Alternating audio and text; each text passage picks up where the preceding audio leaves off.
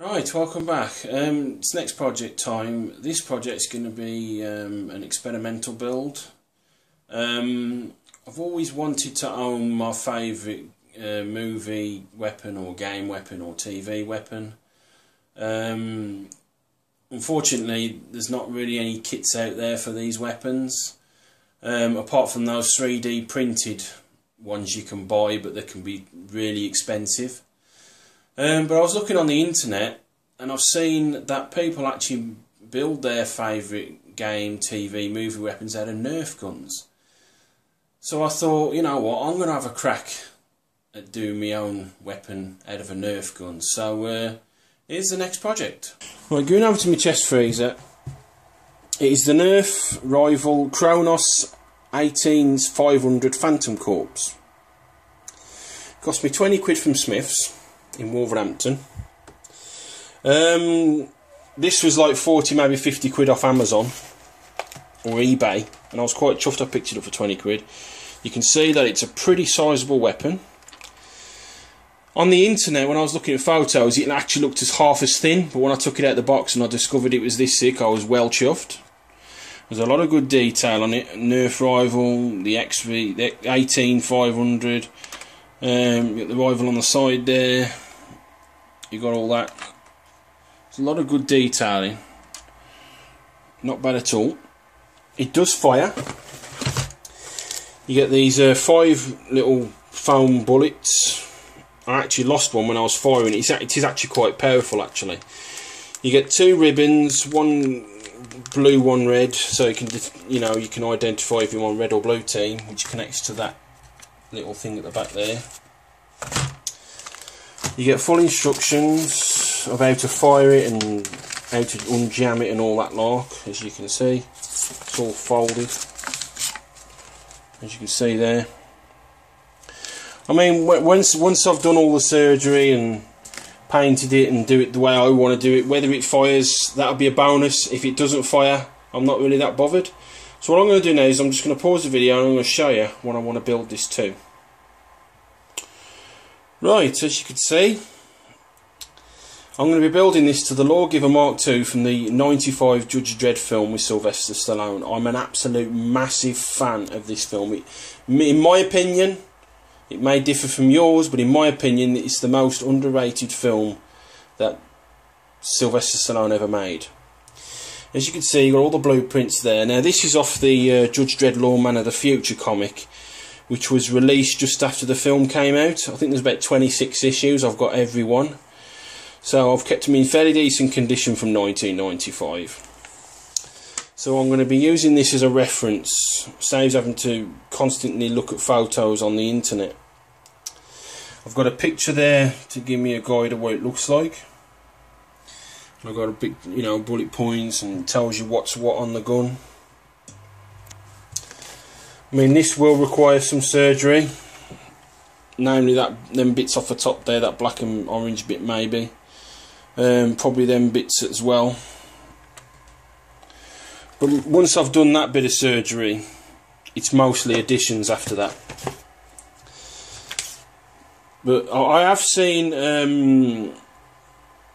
a 3D model version of this, but it's like 70 or 80 quid. And it is proper one-to-one scale with all the detailing properly, but I just haven't got 80 quid. So for 20 quid and the materials that I've got, it's going to be a hell of a lot cheaper. Right, so that's what I'm going to be building. The MKII from the '95 Judge Dredd film. I'm looking forward to this. I can't wait to see how things are going to turn out. So it's time to get cracking on. Stay with me. Right, just to show you how powerful this is, I've put the bullets in here now, and here we go. I'm standing about 4 or 5 feet away from my chair. You can see how powerful that is. Now, to reload, you have to do this two-handed, so I'm just going to pause the video a sec. So using your second hand, you pull that right back, and then you've got to push it back forward, and then it's ready to fire again. And here's the next fire. Like I said, it is quite powerful, very powerful indeed. I mean, apparently it shoots up to about 30-40 feet, so not bad at all. Stay with me. Now finished firing all the bullets, that's where you load them into, and you can load all 5 of them at the same time, because they actually sink into the mechanism right where that 18500 is. The only problem is, the one thing I don't like about this, you have to keep pulling it backwards and forwards with each shot. It's a shame it doesn't fire the 5, you know, 1, 2, 3, 4, 5, instead of having to recock that backwards and forwards. That is a pain in the arse, that is. But like I said, very, very powerful indeed. Stay with me. Right, a little bit of work on my Kronos. First of all, the XV III 500, the 18500, I've had to fill those in with my filler. As you can see, I'm just waiting for those to dry. I've also took 5 screws out. You got 1, 2, 3, 4, 5.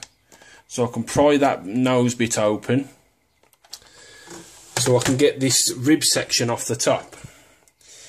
Originally what I was going to do is I was going to take that out and throw it away, but I thought maybe, because I don't really want to get a bit of sheet plastic, get it under there and fill it back in. So what I'm going to do, these rib sections on the top there, I'm going to cut those off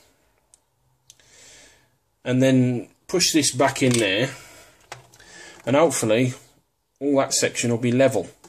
We'll see what happens. Stay with me.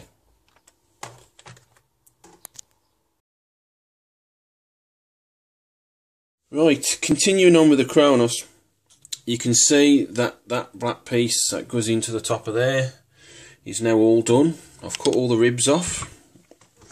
If you remember, like I said, there's the ribs. So in my cutters, I just went in from the side and just like worked my way up each rib and cut it off. And then I sanded that down with all the rough edges. And then I got a bit of my sheet plastic from my old workplace and cut it into a strip like that. So I went in with my vernier and measured, I think it was about 8mm wide and about 40mm long, 45mm long. Just cut the piece out, glued it in, left it overnight to dry, and then that's, my filler can actually rest on that plate now, and then I'll just fill them holes in. Not bad at all. Now, you can see that I've took the 2 side pieces off at the back. You can see all the inner slight workings. So I just undone a couple of screws and put them in my pot. And then the same again with that. Just went in with my cutters from the underneath, cut every one off, sanded it down, and then put another little plate in there. I'm just waiting for that to dry, both sides. So these are ready to be screwed onto the back of there. You can also see that with the 18500 I've sanded that down, both sides. Because the reason I've done that, if you look at the ammunition depletion indicators when it goes full auto rapid fire, the LEDs would light up and it would say rapid fire. So that's the reason why I filled that in there. Because what I'm going to do, just moving my Kronos to one side, you can see all the shavings. You can see I've cut out a bit of plastic, measured it out for the actual indicators, and then I just went with my Dremel and just hollowed those out. So all I've got to do is just sand that down. But that's where I'm sitting at the moment. Stay with me. Right, welcome back. As you can see, my ammo depletion indicators are all done now. They're not 100% straight, I will admit it, but they do look better than there was with all those shavings on. So basically I just got my knife, cut the shavings off the rough edges, and then with my file just filed them down as neat as I could. Again, they're not 100% straight, but they'll do. So these are now ready to be glued onto the side of my Kronos. Stay with me. Right, work continues on the Kronos. You can see that black insert's now back into place. I've reprised that apart. It's looking really nice now. I've put the two halves of the rear section back in as well. You can see that I haven't filled those channels in yet where I cut the rib sections off. Just in case I might need to take those off again, that's why I haven't filled that in. So I'll probably refill that when it's getting ready for primer. Now, with my ammo indicator that I made, you can see that I've glued that on now. You can see there's some green bits there. This is sign sheet plastic, so the green off the sign, whatever the sign indicated, has obviously ran off with the glue, but that has glued down lovely, so once primed that will cover that up. You can see the 18500 underneath where I filled it in. That's why I had to fill it in, to make it nice and smooth, so that's lovely and dry.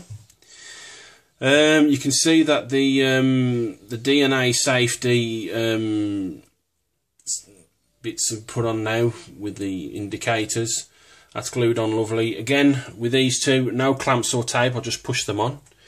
You can see that I filled in the Nerf rival as well, so that's all dry. Rinse and repeat on this side. Again, I've glued the ammo indicator on, glued on the DNA safety indicator, and filled in the Nerf rival. Now all that's done, it's time to start working on the putty, especially around this section here. I've got to fill all that in. So that's where I'm sitting at the moment. Stay with me. Right, continuing on with the Kronos, which is going to be phase 1 of my putty work. You can see that I've put some putty on the rear of the butt of the handle, as you can see. Now, if you remember, in the middle of that putty there was like an orange clip, which is going to be for them ribbons. Well, I put the putty each side of that, and then the actual clip would actually strengthen the putty once it's dry, and it has dried. Obviously I've got to still bring it forward and then slightly down, as on there, look. Hence why this is phase 1 of my putty work. And then on the front, you can see that I've put the putty on the front there. Obviously I've still got to sand it down, because what I'm going to be doing is I'm going to be putting a rangefinder, not 100% accurate to that, but there will be a rangefinder on there, and my rangefinder is actually going to be a bottle cap from Lidl's Cola.